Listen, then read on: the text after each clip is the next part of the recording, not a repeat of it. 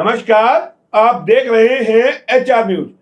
HR news के दर्शकों को बड़ा इंतजार था कि HR न्यूज एक विधानसभा वाइज थोड़ा बहुत जानकारी दे, क्या चुनावी सिनेरियो चल रहा है। तो हमने आज से शुरू किया है कार्यक्रम।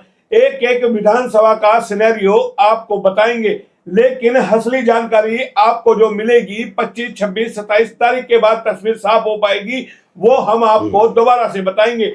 लेकिन इतने दिनों में हम आपको एक विधानसभा का सिनेरियो समझाते हैं कि जो चुनावी समीकरण है किस तरीके का है, क्या स्थिति है। आज हम पहले एपिसोड में बैठे हैं और एपिसोड में हमारे साथ बैठे हैं राजनीति विश्लेषक विनय यादव जी। आज हम आपको नारनौल का सिनेरियो समझाते हैं, जो महेंद्रगढ़ डिस्ट्रिक्ट के अंदर आता है, विधानसभा क्षेत्र है, और वहां की थोड़ी तस्वीर हम साफ कर देते हैं कि वहां से भाजपा के प्रत्याशी है ओम प्रकाश यादव, जिनको एडीओ के नाम से भी जाना जाता है, और नरेंद्र राव को कांग्रेस ने अपना प्रत्याशी बनाया है। वहीं आम आदमी पार्टी से मटरू को अपना प्रत्याशी बनाया है। उसी सिनेरियो पे जानते हैं क्या स्थिति है, क्योंकि चुनाव कहे के बड़ा ही क्रूशियल है। 2 बार वहां से चुनाव लगातार राव नरेंद्र हार चुके हैं और ओम प्रकाश एडीओ वहां से लगातार 2 बार चुनाव जीत चुके हैं। 2024 के चुनाव में क्या राव नरेंद्र हार की हैट्रिक लगाएंगे, या फिर ओम प्रकाश जीत की हैट्रिक लगाएंगे, या फिर राव नरेंद्र इस हैट्रिक को तोड़ पाएंगे, या फिर कहें कि ओम प्रकाश अपनी हैट्रिक से रुक जाएंगे। तमाम चीजों पे विनय यादव जी क्या कहेंगे पहली एपिसोड में नारनौल। देखिए मोहन जी, नारनौल के सभी दर्शकों को नमस्कार। बात कर रहे हैं, आपने पहले एपिसोड में नारनौल को लिया है, बहुत अच्छी बात है। ये अच्छी बात मैं इसलिए कह रहा हूँ, अगर नारनौल विधानसभा आसपास की सभी विधानसभा से एक अलग सिनेरियो लेके चलती है। सबसे पहली बात तो ये कि लगातार आप 3-4 चुनाव आप नारनौल के देखें, उनके डाटा आंकड़े देखें, तो वहां से कभी भी निर्दलीय प्रत्याशी जीतना तो दूर की बात है, वो दूसरे या तीसरे नंबर पर भी नहीं रहा। ये सबसे विचित्र बात है। नारनौल से जो भी कैंडिडेट जीत के गया वो किसी ना किसी पार्टी से उम्मीदवार था, वो जीत के करीब पहुंचा और जीतता है वो। तो ये सबसे अलग सिनेरियो है नारनौल का। अब बात करें 2019 के चुनाव में ओम प्रकाश जी वहां से विधायक बने, भारतीय जनता पार्टी के उम्मीदवार थे, 42,732 वोट वो लेकर गए। उससे पहले 2014 में भी भारतीय जनता पार्टी की जब पूरे देश में लहर चल रही थी, कांग्रेस विरोध में बहुत भारी लोग थे, उस समय भी ओम प्रकाश जी वहां से चुनाव जीते थे और 31,600 वोट लेकर वो गए थे। उससे पहले की बात करें, अब जो कांग्रेस के उम्मीदवार हैं नरेंद्र यादव, नरेंद्र सिंह, जो भी आप कहें, वो 2009 में चुनाव जीते थे, 25,011 वोट लेकर गए थे वो। मगर उस समय भी वो कांग्रेस से नहीं थे, वो हजका से उम्मीदवार थे और हजका ने वहां से जीत हासिल की थी। कांग्रेस लगातार इन तीनों चुनाव की बात करें तो कांग्रेस का उम्मीदवार लगातार इन तीनों चुनाव से हारता आ रहा है। 2019 में सेकंड नंबर पर कमलेश सैनी जी रही, वो जेजेपी की उम्मीदवार थी। जेजेपी इंडियन नेशनल लोकदल से अलग हो गई थी और कमलेश सैनी जी ने जेजेपी ज्वाइन करा, जेजेपी ने उनको अपना उम्मीदवार बनाया और वो दूसरे नंबर पर रही। आप 2000 उस नरेंद्र जी रहे तीसरे नंबर पर, 25,910 वोट लेकर वो गए थे, वो कांग्रेस के उम्मीदवार थे, वो तीसरे नंबर पर रहे। नरेंद्र जी का भी एक पुराना राजनीतिक पृष्ठभूमि है, उनके पिताजी हैं राव बंसी सिंह जी, वो भी लंबे समय से राजनीति में रहे हैं। अब 2014 में ओम प्रकाश जी जीते, सेकंड नंबर पे कमलेश सैनी रही, वो उस समय इंडियन नेशनल लोकदल की उम्मीदवार थी जेजेपी की बजाय, क्योंकि उस समय जेजेपी इंडियन नेशनल लोकदल थी, वो इकट्ठी थी। और 2014 में कमलेश सैनी जी 27,091 वोट लेकर गई इंडियन नेशनल लोकदल के चुनाव चिन्ह पर, और नरेंद्र जी लेके गए थे 13,899 वोट, वो उस समय भी कांग्रेस से चुनाव लड़े थे, वो चुनाव भी वो हार गए थे। तो लगातार 2 चुनाव नरेंद्र जी 14 का और 19 का वहां हार चुके हैं, और लगातार 2 चुनाव वहां से भारतीय जनता पार्टी के ओम प्रकाश जी जीत चुके हैं, और लगातार 2 चुनाव में सेकंड नंबर पर वहां कमलेश सैनी जी रही है, एक बार जेजेपी से, एक बार इंडियन नेशनल लोकदल से। मैं उसी इसलिए मैंने सबसे अलग विधानसभा कहा था, वो नारनौल विधानसभा का आप सीन या सिनेरियो देखें तो सबसे अलग है और विधानसभाओं से।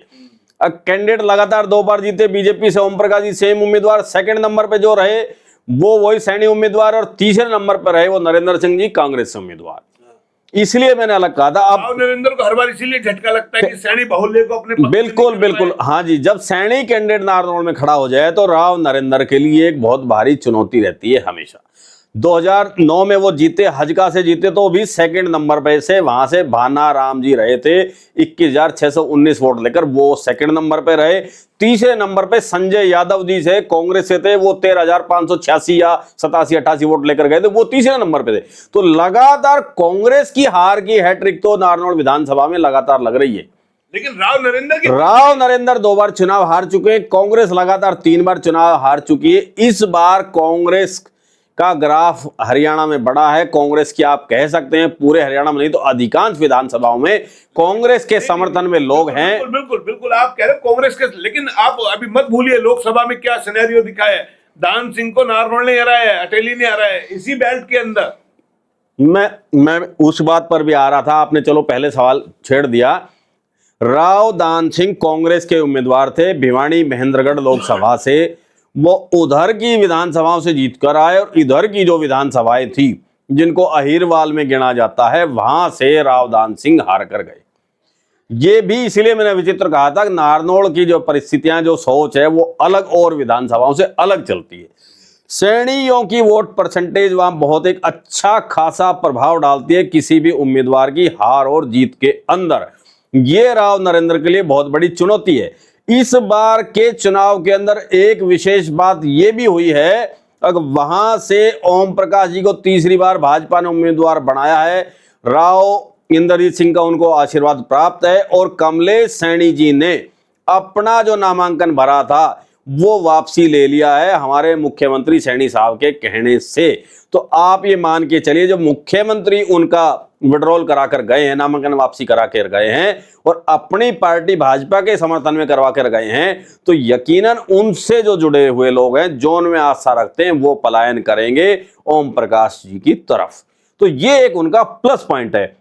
दूसरा, राव नरेंद्र को बड़ा डेंट, बिल्कुल ये राव नरेंद्र को डेंट लगेगा। दूसरा, एक और सैनी उम्मीदवार थे वहां से नारनौल से, उन्होंने भी अपना नामांकन वापसी ले लिया है। मैं उनका ग्राफ कमलेश जी से बहुत कम मानता हूं, मगर फिर भी चाहे कितना भी परसेंटेज रहा हो, अब सैनी एक मुश्त एक मत होकर कितना भाजपा के समर्थन में जाते हैं, ये फायदा ओम प्रकाश जी को रहेगा। अब मैं मानता हूं पिछली बार 42,732 वोट लिए ओम प्रकाश जी ने और 28,017 वोट लिए कमलेश सैनी ने और 25,009 वोट लिए राव नरेंद्र ने। अब कमलेश सैनी जी पूरा वोट बैंक तो सैनियों का उनको नहीं मिला और समुदाय का भी उनको जात बिरादरी का वोट बैंक मिला होगा जब वो सेकंड नंबर पर रही है। जेजेपी का भी मिला होगा, पर जेजेपी अब उस परिस्थिति में नहीं है वो किसी भी वोट बैंक, किसी कैंडिडेट के लिए अपना वोट बैंक पलायन करा सके, अपने उम्मीदवार को समर्थन में दिला सके। जेजेपी की परिस्थिति आज के समय में हरियाणा में बहुत ही बुरे हालात में है। तो इसलिए मैं मानता हूं कमलेश सैनी जी, अगर हम बात करें लोगों की, क्योंकि हम किसी से भी चर्चा करेंगे कि जी 25,000 वोट 28,000 वोट लेकर गई थी और वो सारा पलायन हो जाएगा, लोग कहेंगे सारा का भी पलायन नहीं होता। और मैं भी इस चीज को मानता हूं, उम्मीदवार अपने लिए वोट ज्यादा जुटा सकता है मगर अपने वोट बैंक को दूसरे को पलायन उतने परसेंटेज में नहीं कर सकता। इसलिए मैं एक आंकड़ा रख रहा हूं कि अगर 50% वोट बैंक भी वो पलायन करा गई ओम प्रकाश जी की तरफ, भाजपा की तरफ, मुख्यमंत्री सैनी के कहने से, तो जो 14,000 वोट जो उनके तरफ बढ़ेगा, तो 42 से 56,000 या 57,000 वोट बैंक आप मान के चलिए आज के समय में ओम प्रकाश जी का वोट बैंक फिक्स हो गए। आज की परिस्थिति तक आगे क्या बदलाव होंगे वो आने वाले समय में रोज प्रतिदिन पता चलते रहेंगे। इसलिए दर्शकों से भी अनुरोध है, अगर वो इस बात को, कोई भी किसी का भी समर्थक हो सकता है, इसको अदर वे में ना ले। अब अगर बात करें कि हमें, अब दीपेंद्र जी एक युवा ऐसे नेता हैं पूरे हरियाणा में जिनका कांग्रेस में, युवाओं में, क्या सभी पार्टियों के युवा नेता में सबसे ज्यादा क्रेज आज के समय में हरियाणा में दीपेंद्र यादव का है। दीपेंद्र हुड्डा का, यादव बोल, दीपेंद्र हुड्डा का है। अब दीपेंद्र हुड्डा जी और भूपेंद्र हुड्डा जी नरेंद्र के लिए चुनाव प्रचार करने आएंगे तो वोट बैंक भी बढ़ेगा। एससी वोट बैंक का रुझान इस बार कांग्रेस की तरफ है, तो इसलिए मैंने कमलेश सैनी जी के वोट बैंक को 2 हिस्सों में बांट दिया था। अब जो आधा वोट बैंक उनको एससी का गया, या जो लोग अब दीपेंद्र की तरफ आस्था दिखा रहे हैं, भूपेंद्र हुड्डा की तरफ आस्था दिखा रहे हैं, कांग्रेस की तरफ और पलायन करना चाह रहे हैं, जो पहले अदर पार्टियों में चले गए, तो वो 14-15,000 वोट बैंक हमने नरेंद्र जी को दे दिया। 14 की बजाय 15,000, तो 15 और 25 जोड़ देते हैं तो वो 40,000 वोट बैंक हो जाता है। तो आज की परिस्थिति में नरेंद्र जी 40,000 वोट बैंक पे खड़े हैं और आप ओम प्रकाश जी की बात करें तो 45-40 वोट बैंक पे खड़े। आम आदमी का भी तो उम्मीदवार है भाई, उसको मैं उसी बात पे आ रहा था, मैं उसी बात पे आ रहा था जी, मैं उसी बात पर। अब इस बार जो कैंडिडेट है, पिछली बार 3 ही कैंडिडेट थे लाइन में 19 में, चौथे नंबर का कैंडिडेट हजारों के आंकड़ों में भी नहीं था। जो निर्दलीय चौथे नंबर पे थे वो हजारों के आंकड़ों में भी नहीं थे। इसलिए मैं कह रहा हूं अब इस बार आम आदमी पार्टी से मट्टू जी खड़े हैं। अब हरियाणा के अंदर नारनौल में मुझे नहीं लगता कि आम आदमी का बहुत भारी कार्यकर्ता या रुझान है। आम आदमी ने कैंडिडेट सारी विधानसभाओं पर उतारे हैं यकीनन, मगर नारनौल के अंदर चौधरी मट्टू जी जो हैं वो कितना वोट ले पाते हैं अपने समुदाय का मिलाकर। अगर मैं उनका वोट बैंक पार्टी का सबका मिलाकर 5 से 10 हजार भी मान लेता हूं, मैक्सिमम हमने 10 हजार मान लिया उनका आज के समय में, आगे सिनेरियो का अलग बात है। अगर मैं 10 हजार भी मान लेता हूं तो राव नरेंद्र सिंह के वोट बैंक में और इंडियन नेशनल कांग्रेस के वोट बैंक में और ओम प्रकाश जी बीजेपी के वोट बैंक के अंदर लगभग 10 से 15 हजार का भारी अंतर है। अब इस अंतर को नरेंद्र जी कैसे पाट सकते हैं, कैसे इस दूरी खाई को कम करेंगे, ये आने वाले समय में पता चलेगा। अब ये डिपेंड करता है अब ओम प्रकाश जी अपने पार्टी के नेताओं के आशीर्वाद से, राव इंद्रजीत के आशीर्वाद से जीत की हैट्रिक लगाएंगे, या राव नरेंद्र जी पुरानी परिपाटी पर जो उनका पिछला 2 रिजल्ट रहा है वो तीसरा रिजल्ट इसी तरह का आया तो वो हार की हैट्रिक लगाएंगे। अब ये डिपेंड करता है वहां के मतदाताओं पे और वहां की परिस्थितियों पर अब क्या आने वाले समय में समीकरण बनेंगे। तो ये विनय जी थे जो बता रहे थे, लेकिन HR न्यूज अपने दर्शकों को बता रहा है कि इस जो हम ये चर्चा कर रहे हैं इसको अभी दिल से ना ले, क्योंकि समर्थक भावुक होते हैं। कोई अपने दिल से ना ले और कमेंट करे तो जरा अपनी भाषा की मर्यादा को ध्यान में रखे, क्योंकि हम आपको लगातार एक एक विधानसभा का इसी तरीके से चर्चा करके बताएंगे क्या स्थिति है, क्या सिनेरियो है। लेकिन असली जो जानकारी आपको मिलेगी वो 25 तारीख के बाद तस्वीर साफ होगी और वो भी हम आपको दोबारा से बताएंगे।